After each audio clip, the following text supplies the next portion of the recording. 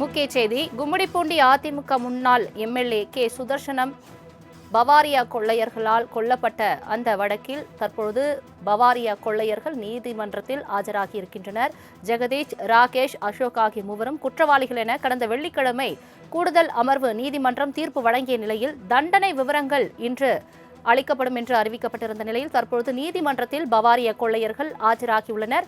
கும்மிடிப்பூண்டி அதிமுக முன்னாள் MLA K Sudarshanam Bawaria கொள்ளையர்களால் சுட்டுக் கொல்லப்பட்ட வழக்கில் இன்று தண்டனை விவரங்கள் அறிவிக்கப்படும் என்று தெரிவிக்கப்பட்டிருந்த நிலையில் சென்னை கூடுதல் அமர்வு நீதிமன்றத்தில் பவாரியா கொள்ளையர்கள் ஜெகதீஷ், அசோக், ராகேஷ், ஜெயில்தார் சிங் ஆகியோர் ஆஜராகியிருக்கின்றனர். தொடர்பான முக்கிய செய்தியை பார்த்து வருகிறோம்.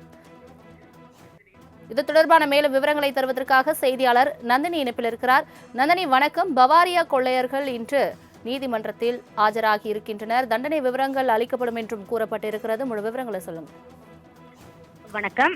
பவாரியா கொள்ளை வழக்கில் குற்றம் சாட்டப்பட்ட அசோக், ராஜேஷ், ஜெகதீஷ் மற்றும் ஜெயில்தார் சிங் ஆகிய 4 பேர் சென்னை மாவட்ட ஆட்சியர் அலுவலகத்தில் உள்ள கூடுதல் அமர்வு நீதிமன்றத்தில் நேரில் ஆஜராகி இருக்கிறார்கள்.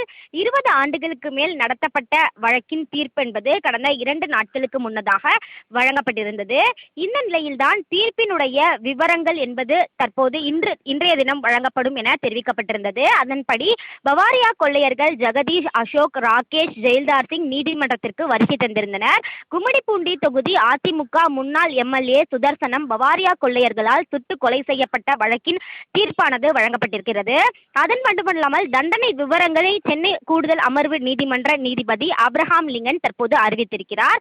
ஜெகதீஷ், ராகேஷ், அசோக் ஆகிய மூவரும் குற்றவாளிகள் என்று கடந்த வெள்ளிக்கிழமை தீர்ப்பு வழங்கப்பட்டிருந்தது. ஜாமீனில் வெளியில் உள்ள ஜெயில்தார் சிங் மீதான தீர்ப்பும் இன்று வர இருக்கிறது.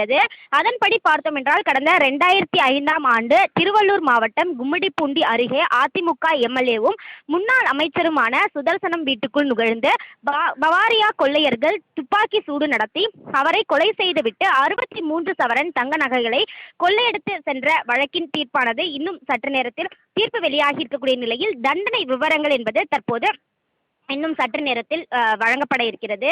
ஏற்கனவே கடந்த வெள்ளிக்கிழமை தான் 4 பேரும் குற்றவாளிகள் என சென்னை மாவட்ட அமர்வு நீதிமன்றம் தீர்ப்பு வழங்கியது. இந்த நிலையில் தான் தற்போது தண்டனை விவரங்கள் என்பது வெளியாக இருக்கிறது. இந்த தண்டனை விவரங்களை நீதிபதி ஆபிரகாம் லிங்கன் வெளியிடப்பட இருக்கிறார். அது மட்டுமல்லாமல் ஏற்கனவே 3 பேரும் குற்றவாளிகள் என கடந்த வெள்ளிக்கிழமை தீர்ப்பு வழங்கிய நிலையில் ஜாமீனில் வெளியில் இருக்கக்கூடிய அந்த ஜெயில்தார் சிங் மீதான தீர்ப்பும் தற்போது வர இருக்கிறது. அதற்கான ஏற்பாடுகள் என்பது தற்போது செய்யப்பட்டிருக்கக்கூடிய நிலையில் தான் இன்னும் ஒரு சில மணித்துளிகளில் அதற்கான தண்டனை விவரங்களை நீதிபதி அறிவிக்க உள்ளது குறிப்பிடத்தக்கது.